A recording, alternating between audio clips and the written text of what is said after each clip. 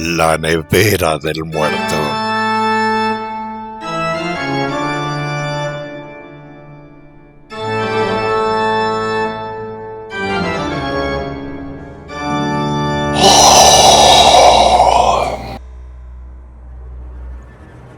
Diana, a sus 26 años, vivía sola en su apartamento de la ciudad de Cali. Un apartamento pequeño de solo 2 alcobas, cocina, sala, comedor y 2 baños. Como ejecutiva de una gran empresa papelera, siempre debía trabajar hasta bien tarde, hasta bien entrada la noche. Y un día, a eso de las 11 de la noche, después de un trabajo en un ambiente caluroso, llegó con sed a la casa y entonces decidió tomar un poco de agua. Para hacerlo, fue a la nevera. Una nevera grande, de una sola puerta, que estaba en el apartamento cuando ella lo compró. Despreocupada, abrió la nevera y entonces vio que dentro de la nevera había acurrucado un muerto. Era un muerto, un hombre joven muy pálido y cadavérico que con los ojos abiertos y vidriosos la miraba. El susto fue tremendo. Entonces Diana, tropezando aquí y allá, salió del apartamento y cuando se calmó, nuevamente entró a su apartamento y rápidamente tomó su cartera con el celular. Luego salió a la calle y con ayuda del celador, a quien contó el aterrador encuentro, marcó el celular y llamó a la policía. El celador del edificio no lo podía creer. Rato después, un hermano y una tía, a quienes había llamado por celular para contarles su macabro hallazgo, llegaron junto con la patrulla de la policía. La policía, enterada del suceso, subió al apartamento y al cabo de unos minutos, los agentes bajaron a la portería del edificio con cara de enojados. «Señora, no nos haga perder tiempo. En su nevera no hay nada. Está vacía, solo hay agua».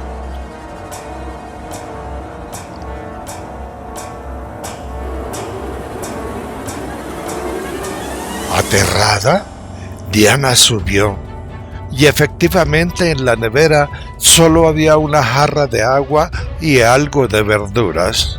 Allí no había ningún muerto que la mirara.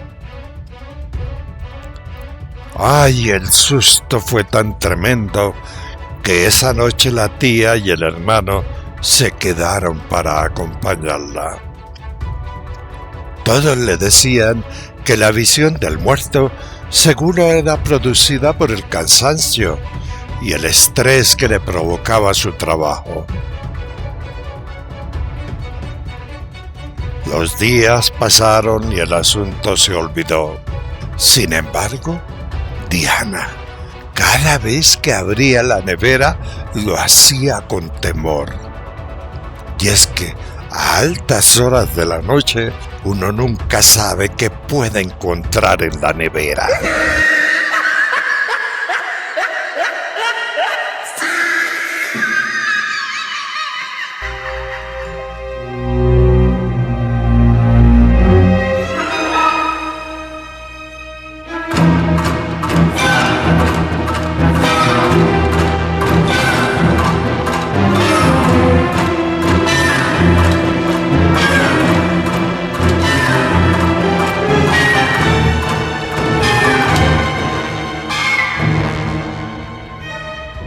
Hola, buenas noches.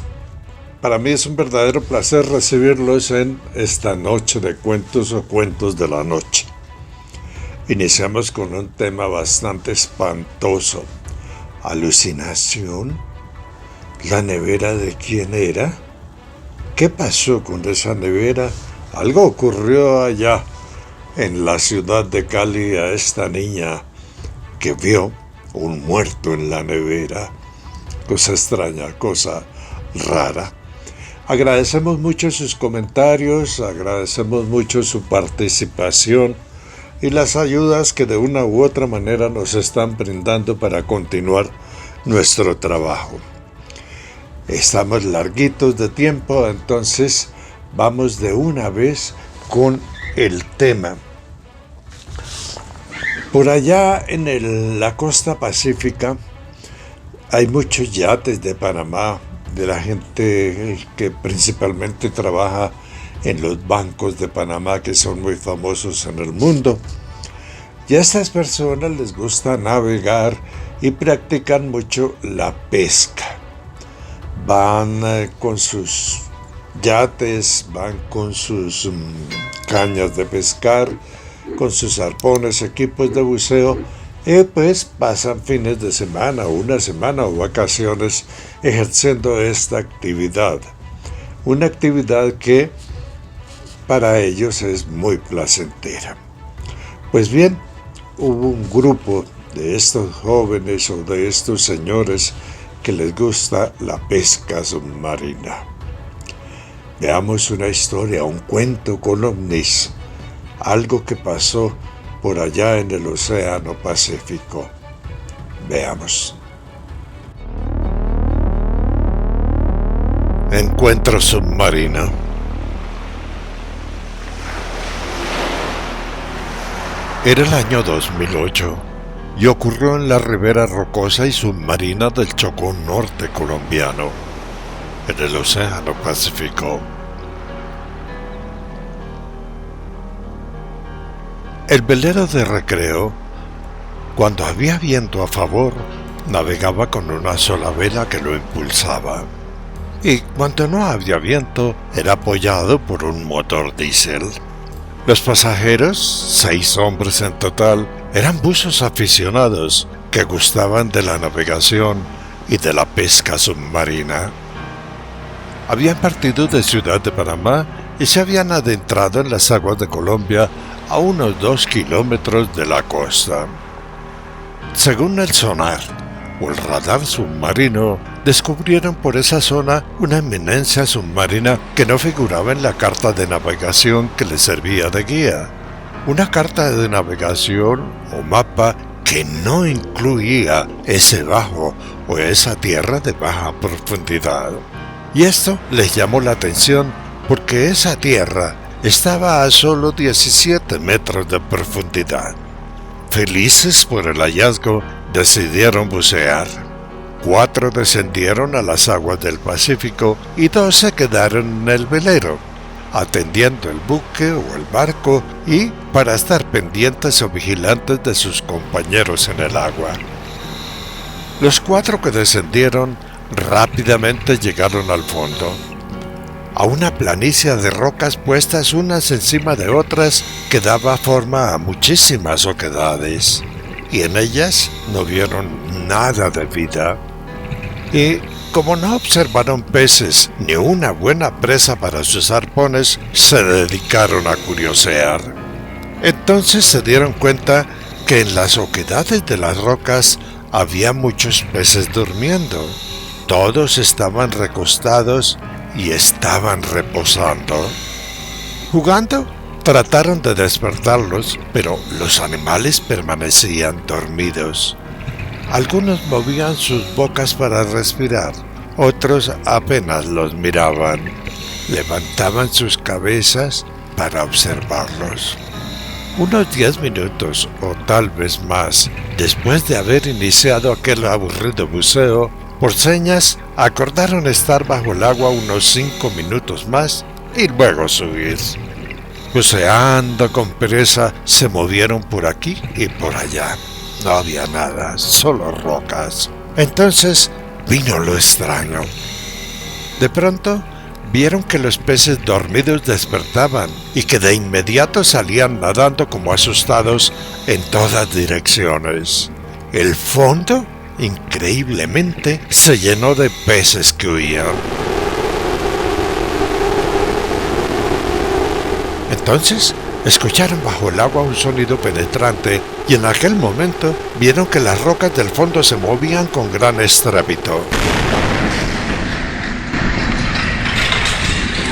con los sonidos de un terremoto que se impuso al silbido.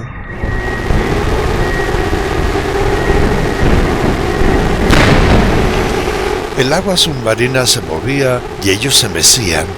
Y entonces, de entre las rocas, salió una cosa redonda, gigante y oscura que parecía una lenteja.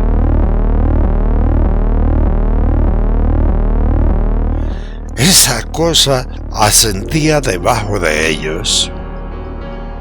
El raro objeto oscuro lo sacó fuera del agua y luego, como a unos 2 metros de altura sobre el agua, ellos, junto con algunas rocas, rodaron por la superficie lisa de aquel objeto y cayeron nuevamente al agua. En el velero, los 2 que se habían quedado, atraídos por el estruendo y el silbido que brotó del agua, quedaron mirando por la borda del velero. Y entonces vieron una lenteja oscura de unos 30 metros de diámetro que salió del agua cerca del velero y que llevaba en su lomo rocas y buzos que rodaban por su superficie y caían al mar. Luego se puso como una lenteja grande que mira hacia el cielo, y después de elevarse unos 20 metros muy despacio, salió disparada como un rayo hacia el firmamento.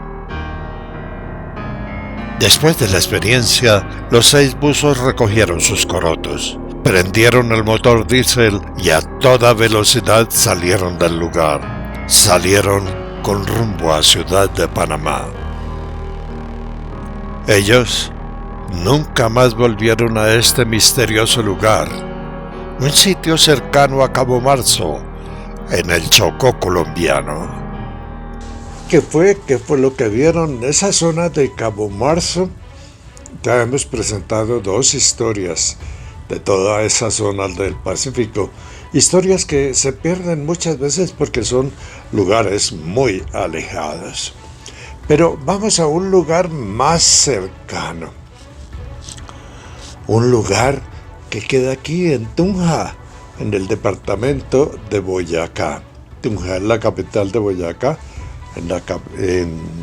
En Colombia, perdón.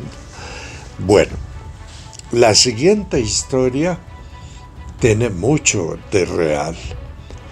Ocurrió por allá en los años 90, en una vía por donde pasan muchos camioneros y mucha gente el fin de semana y entran a degustar la famosa fritanga, la cucaracha mona.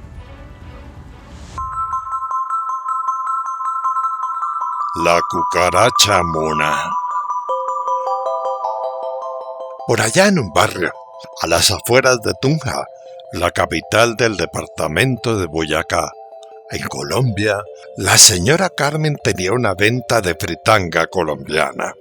Chicharrón cocho, rellenas, chorizos, papa criolla, corazón, hígado, gallina, pescuezos de gallo, cuchuco con espinazo, sopa de arroz con menudo y 1000 delicias más, todas ricas en colesterol.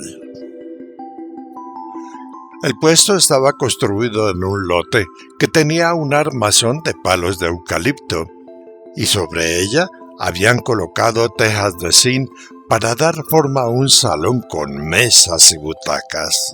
En las mesas había mantelitos de flores, unas vasijitas para la sal y también unas canoitas para el ají.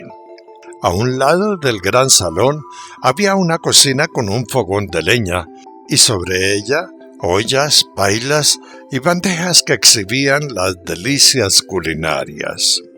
Al lado de la cocina, que soportaba todas esas ollas y pailas, había una vasija de barro grande que tenía en su interior un líquido blancuzco burbujeante al que en estas tierras llamamos chicha. De allí, en una esquina de la enramada de tejas de zinc, había un único cuarto. Un cuarto hecho con paredes de adobe muy antiguas, muy viejas. Y en ese cuarto vivía la señora Carmen. La habitación era modesta, y el único adorno que tenía la señora Carmen era un cuadro de las benditas almas del purgatorio, a las que siempre les mantenía una velita encendida. Una noche, doña Carmen, que vivía sola y no tenía familia en Tunja, cuando estaba ya dormida, fue despertada por algo horroroso que le caminaba en una pierna, algo que andaba por debajo de las cobijas.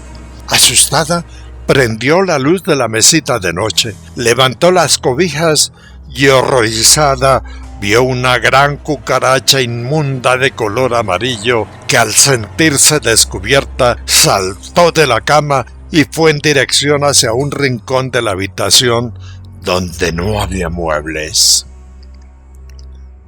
La señora Carmen, asustada, se levantó y en la esquina por donde se escondió la monstruosa cucaracha encontró un hueco pequeño, producto de una grieta en el adobe. Asqueada, tapó el hueco con una hoja de periódico y, cuando el tarugo estuvo bien apretado, volvió a dormir con la impresión del bicho inmundo. Al día siguiente, con el trabajo y la gente que llegaba a comprar sus famosas fritangas, se olvidó de la cucaracha amarilla y asquerosa.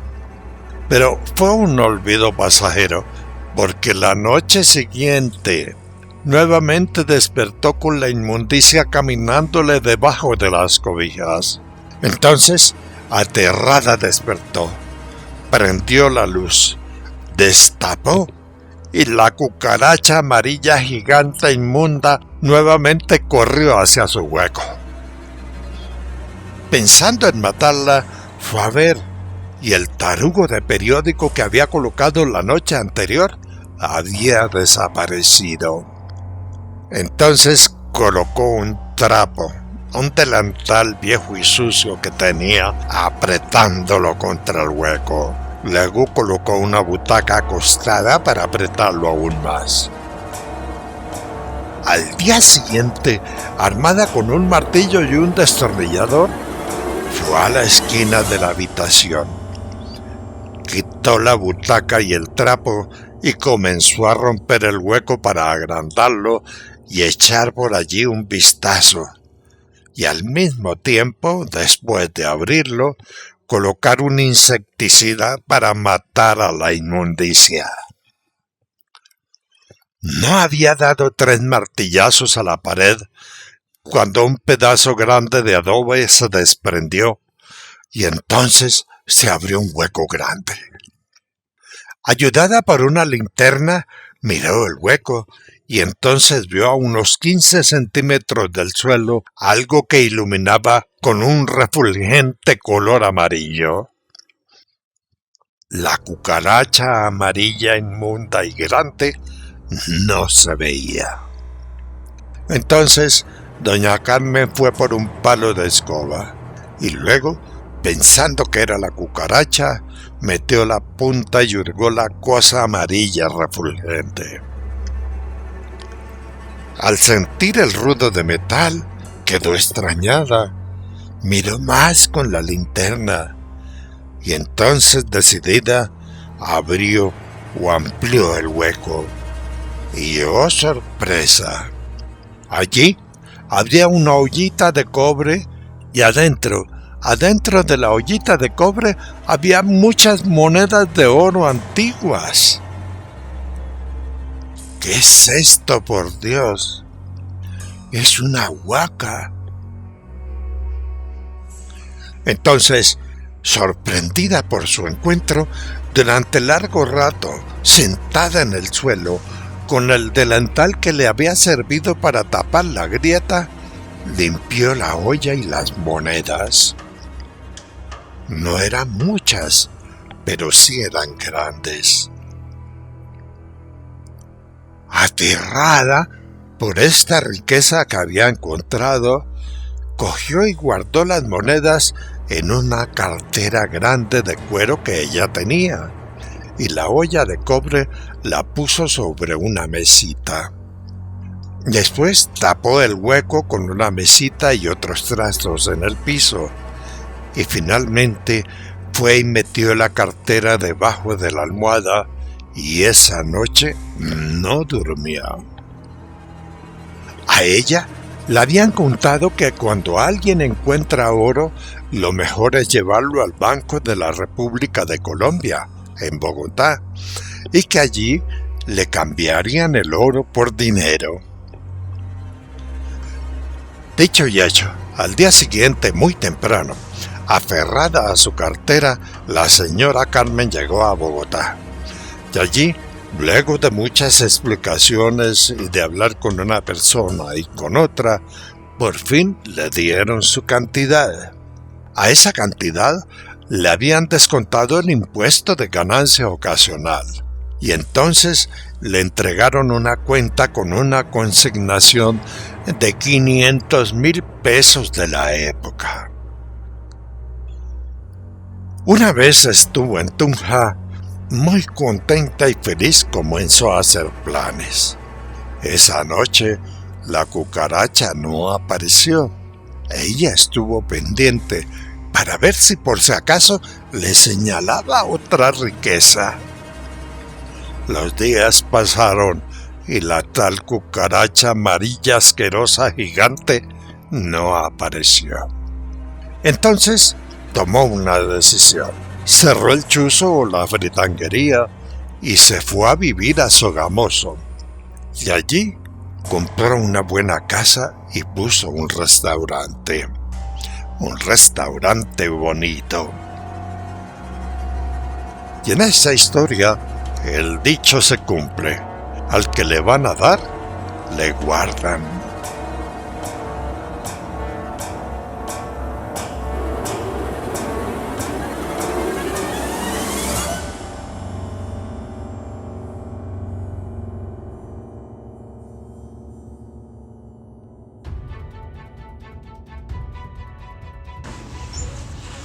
La cucaracha mona, guacas. Hay muchas historias de guacas. Al que le van a dar, le guardan. Al que le toca la guaca, le toca y se la entregan. Eso dicen las personas que saben de estos temas. Bueno, y como estamos larguitos y hay que ir rápido porque el internet a veces no funciona muy bien, vamos con la Carmelinita de Los Ángeles. En el episodio anterior quedamos con que la Carmelinita conoció a una señora muy especial. Quedamos con que el señor cura se estaba paseando por ahí, por el camino real, echándole ojo a la muchacha esa bonita que vio en el camino. La Carmelinita sufrió una transformación. Continuemos con la historia, con el episodio número 5 de Carmelinita de Los Ángeles.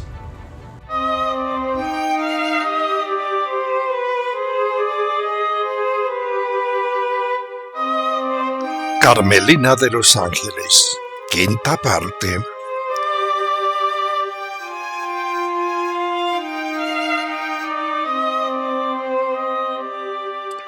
Después de la siembra de trigo, Carmelina pensó en hacer una huerta, pero no tenía todas las semillas que quería. Entonces, pensando que en el pueblo no querían ni verla y que tampoco le iban a vender nada, decidió sembrar lo único que tenía. Y así, en un rincón del patio, junto con la niña Rafaela, prepararon el suelo y allí las dos, llenas de esperanza, sembraron unas papas y unos granos de maíz que sacaron de una mazorca que encontraron en los canastos de la cocina. En estas estaban sembrando y sembrando cuando, a la entrada de la pequeña hacienda, por el camino real, paró una carroza, y de ella descendió la señora que días atrás había llegado con su hijo desahuciado a pedir un poco de agua. Cuando Carmelina y Rafaela la vieron, pensando que el niño ya había muerto, corrieron para ver qué se le ofrecía. Camino de la entrada, la señora, que era la esposa del alcalde de Sopó, entró, y tras ella el niño al que Carmelina con dulzura le había dado agua. La cara de la señora estaba rebosante de alegría, y el niño, aunque flacucho, ya tenía color en sus mejillas. Entonces, Carmelina y Rafaela se acercaron y cortésmente saludaron. Saludaron mirando al niño que creían muerto. La señora, sonriente y carraspeando continuamente para aclarar la garganta, les contó que venía de la capital y que allí el médico, el único galeno que había en ese entonces en la gran ciudad, le había dicho que el niño milagrosamente estaba curado, que la difteria o el garrotillo, que en esa época era muy mortal, había desaparecido. Carmelina y Rafaela miraron al niño con cara de alegría. Entonces, de forma inesperada, el niño avanzó corriendo y se abrazó a las piernas de Carmelina. Carmelina, que no sabía lo que era un abrazo, se sonrojó y agachándose le dio un beso al niño en la mejilla. Entonces, las 4 mujeres, en un acto espontáneo, dando salticos y sonriendo de alegría, se abrazaron con el niño. La doña carraspeaba. Nota: carraspera, aspereza o irritación en la garganta, y se elimina tosiendo. Sigamos con el cuento. Luego de abrazos y alegrías, y con el muchachito que no soltaba a Carmelina, las 3 mujeres charlaron largo rato. Entonces, la señora, mirando a Carmelina y carraspeando, preguntó: ¿Usted quién es? Yo no la había visto en el pueblo.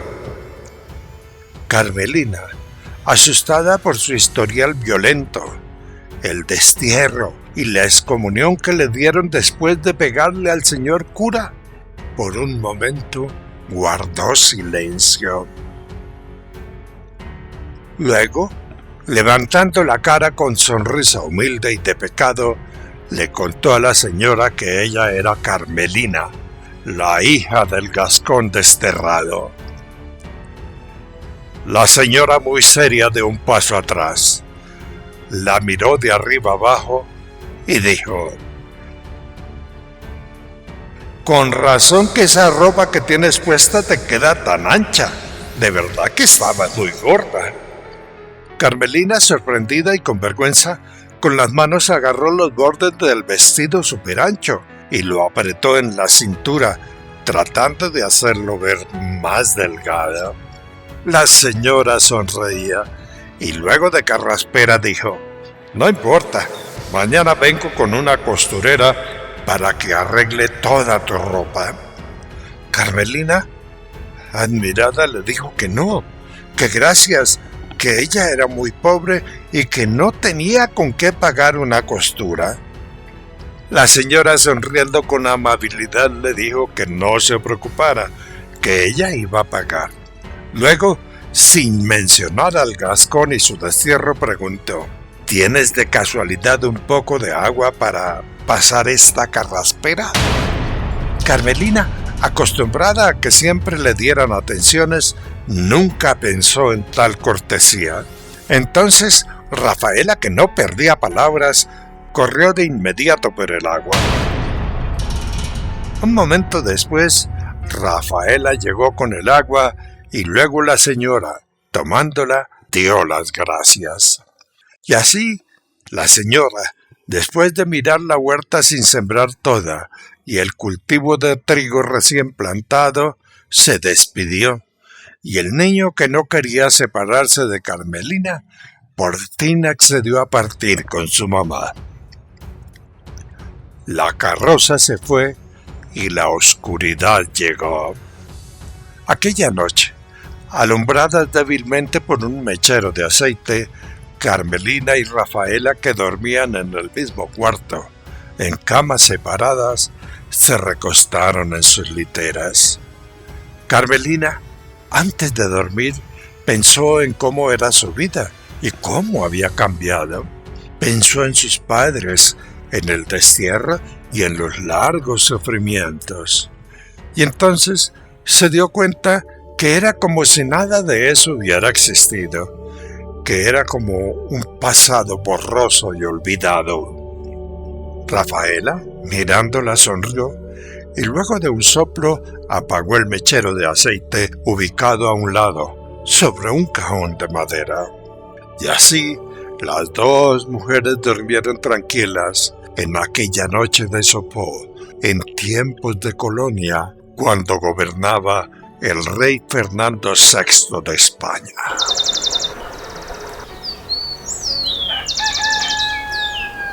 Nueve de la mañana del día siguiente.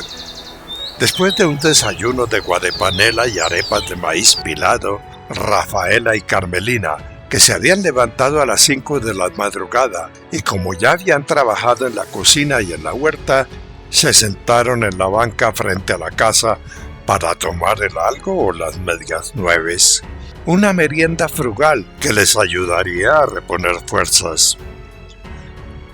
Entonces, Carmelina, por detrás del portón y en la vía del camino real, vio al señor cura de Sopó, que pasaba a hurtadillas frente a la casa.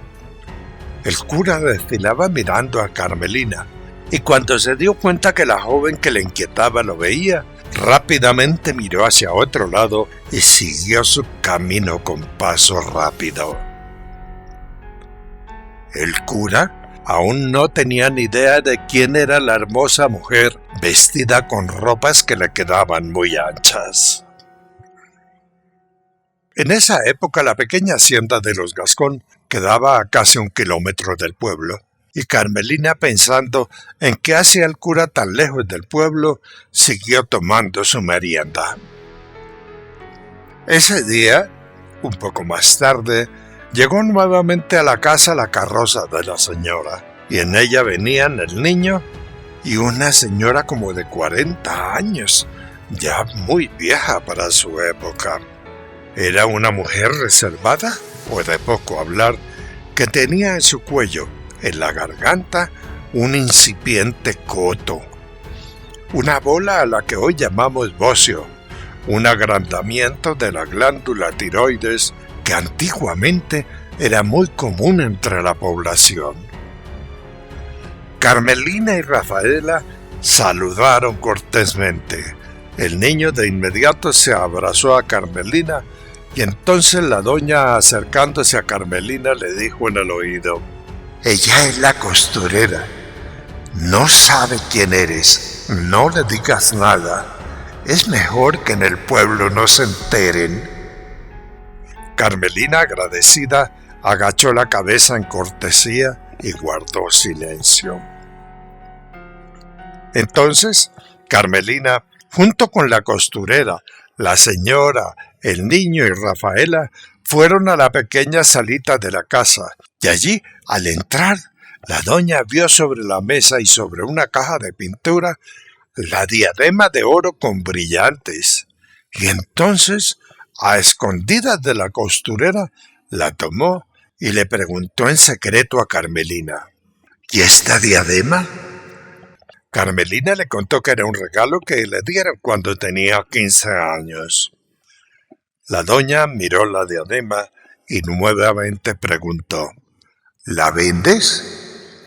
Carmelina respondió que sí, que claro, que no tenía plata y que cualquier escudo le servía. La señora, asintiendo, en secreto guardó la diadema en su bolso. Entonces, a solicitud de la costurera, Carmelina y Rafaela acercaron a la mesa con los libros un gran baúl del que sacaron varios vestidos de finas telas. Y allí, en el fondo, admirada y sonriendo, Carmelina encontró su paraguas traído de España, el mismo con el que había azotado al virrey don José Solís. Entonces, Carmelina, con el paraguas en la mano, recordó la golpiza que le había dado al señor virrey, y sin poder contener la risa, con el niño agarrado de su faldón, salió de la casa para tomar aire. Las mujeres, costurera Rafaela y la doña, nunca entendieron de qué se reía la Carmelina. Cuando al fin Carmelina se repuso de la risa, recordando la cara de tonto del virrey, al levantar la mirada, vio varias personas del pueblo en el portal de la casa, personas que la miraban con curiosidad. Carmelina, extrañada, pues nunca nadie había parado en su portón, agachó la cabeza y tomando al niño de la mano, entró en la casa. En la salita, Rafaela, que no paraba de mirarle el cuello a la costurera, le preguntó: «Señora, ¿quiere agua?». La costurera dijo que sí, y de inmediato Rafaela fue por una taza. Luego regresó y entregó el agua a la costurera, quien la tomó de un solo sorbo. Entonces, con una cabulla bien larga, la costurera comenzó a tomar medidas, y en cada punto, espalda, busto, cadera, largo y demás, hacía un nudo. En esa época, los metros eran difíciles de conseguir. Después, a solicitud de Carmelina, la costurera tomó otra cabulla y tomó las medidas de Rafaela. Esto a fin de adaptar uno o dos vestidos al cuerpo de la niña. Una hora después, ya tomadas las medidas de Carmelina y Rafaela, las mujeres salieron cargando varios vestidos, y al despedirse, Carmelina le preguntó a la doña: «Oiga, señora, ¿y la carraspera?». La doña, que no había caído en cuenta, dijo: «¡Ay, sí, se me pasó!». La gente en el portón, cuando vio a la esposa del alcalde, se dispersó, diciéndose los unos a los otros: «Vamos, vamos, que esa vieja es muy brava». Ya en la carroza, y aún sin trepar a ella, la doña, agachándose, sacó de debajo de la silla un canastico y se lo entregó a Carmelina diciendo: «Son semillas para tu huerta». Carmelina y Rafaela, admiradas, dieron las gracias, y alegres y gratificadas tomaron el canasto. Ese mismo día, Rafaela y Carmelina terminaron de sembrar la huerta: habas, maíz, cilantro y otras semillas de clima frío.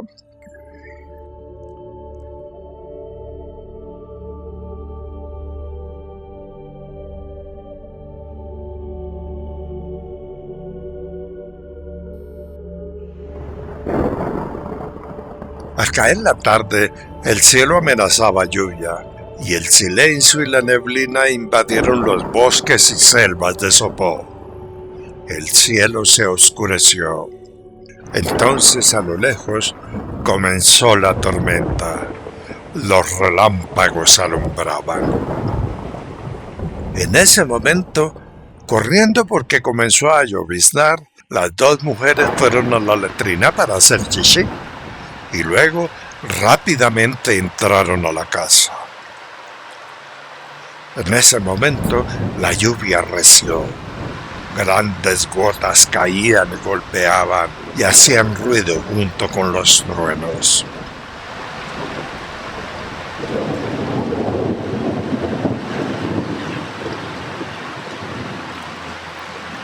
Ya adentro, y al cerrar la puerta, Carmelina y Rafaela vieron en el portón de la casa, al borde del camino real, un hombre alto que las miraba.